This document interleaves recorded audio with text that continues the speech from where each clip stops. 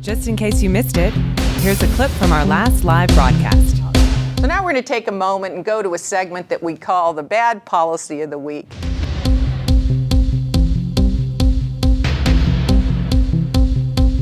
Government officials everywhere must take a course in evolutionary biology.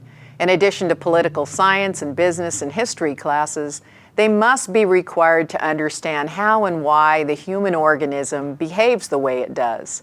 After all, they're supposed to be leading us. And to lead us, they have to know how our species is hardwired to behave. For example, take the Chinese one-child per family policy. In 2010, even Chinese officials were forced to admit that in recent years, their citizens have begun to disregard the one-child policy.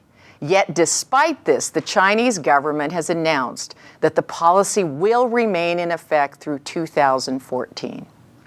Now, folks, let's take a moment and think about this. 152 years ago, Charles Darwin discovered that one of the most powerful drives in nature is the drive to reproduce. Successful reproduction is essential to the survival of all species, and that includes human beings. It's easy to see how compelling that drive really is when we see families in Africa who don't have enough water or food to survive continue to bear children, or when we witness the fall of someone like Arnold Schwarzenegger, Bill Clinton, Eliot Spitzer, and other powerful public figures. Why do they do it? We have a lot of inherited instincts, and we can't just run around satisfying them all of the time.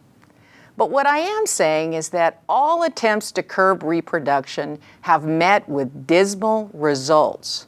And making laws to discourage reproduction, well, according to the United Nations Family Planning Committee, Amnesty International, the U.S. Department of State, and the Human Rights Organization in China, and dozens of other groups, the one-child law has led to pregnant women being dragged out of their homes and forced into labor camps where they've been beaten and where they were subjected to forced abortions and newborns were killed after delivery.